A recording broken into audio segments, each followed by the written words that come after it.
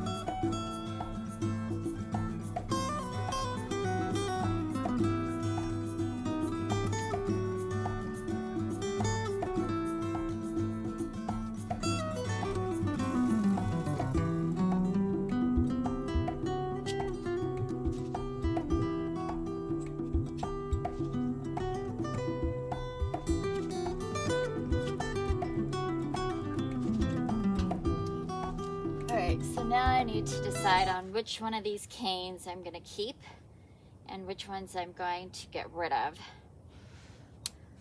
So, this one's kind of spindly. This one.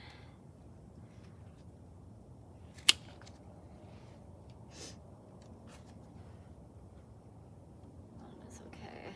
This one is okay.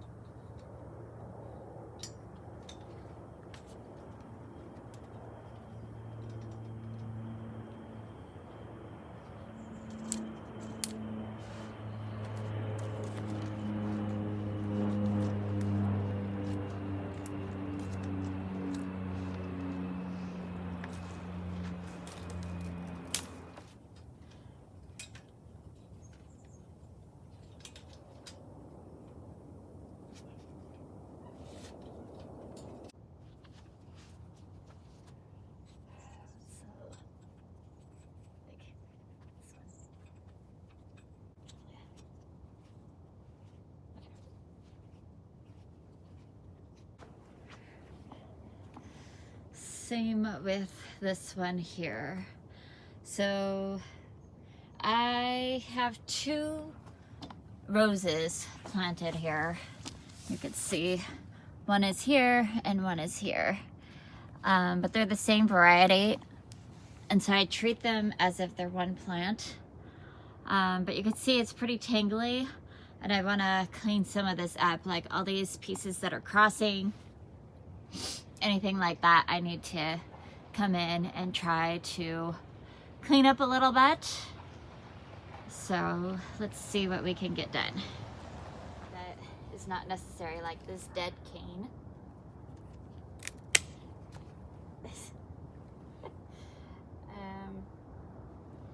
Anything weak. These things are maybe I could do this one. Just not this one.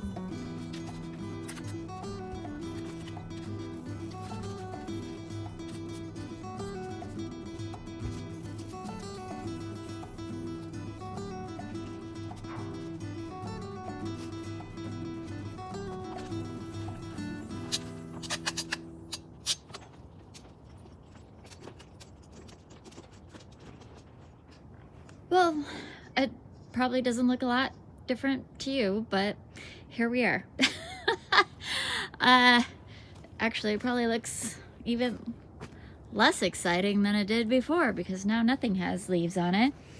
So you can see, maybe you can't, but the roses all have no leaves. I put some fertilizer. I just made sure there's lots of airflow, that there's no crossing branches. I cut them down as low as I could to new growth.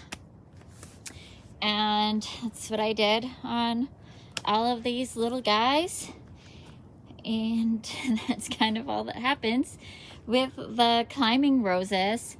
What I tried to do is get as many branches growing this direction as I can, and then bring it up, and then I'll go back over as it gets, you know, old enough to do that, or long enough to do that.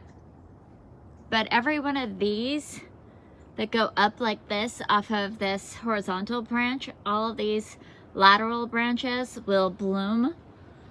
So like this one is from last year, and then these are all new canes. So they're gonna bloom like crazy this year. So that's exciting. So that's kind of how you wanna do climbing roses, although I do have a couple that are, you know, debatable. We'll just see how they go.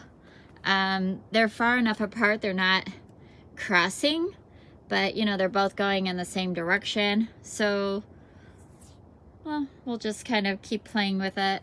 This one got transplanted from a different garden. So there's one really long leader, and they're just like reaching way up here. So I kind of forked them out so that they're on each side of the arbor, and then we'll just keep training them as they send off shoots. Like this one right here will send off a shoot, and I'll train it to go across, and we'll just play with it as we go along. But I did take out some of the canes here on the bottom just so that there's a little bit more clarity, a little bit more room.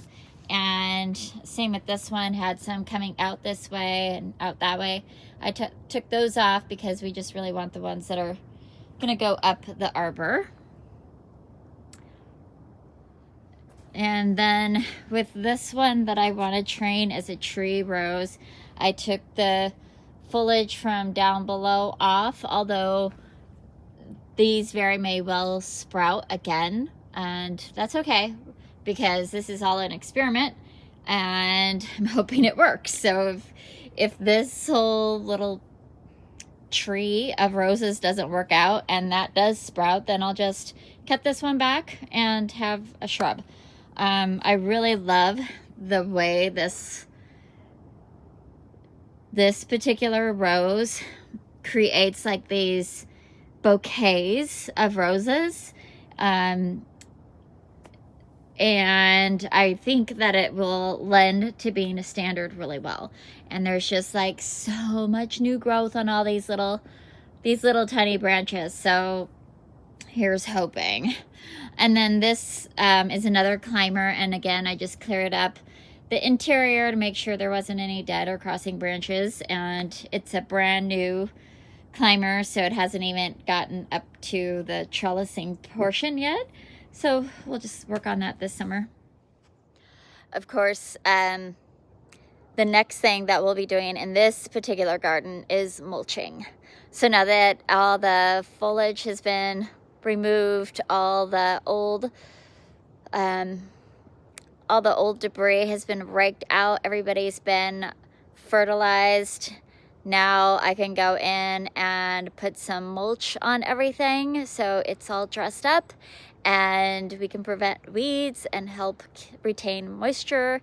I do intend to put irrigation on this garden this year, so I was gonna wait to do mulching until after irrigation, but I really want to just get it mulched. That's more important to me.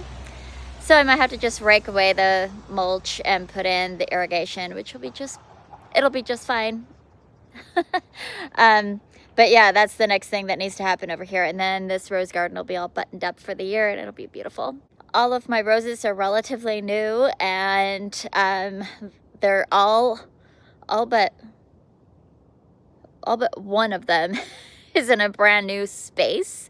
The only one that I didn't transplant this fall was the double white climbing roses.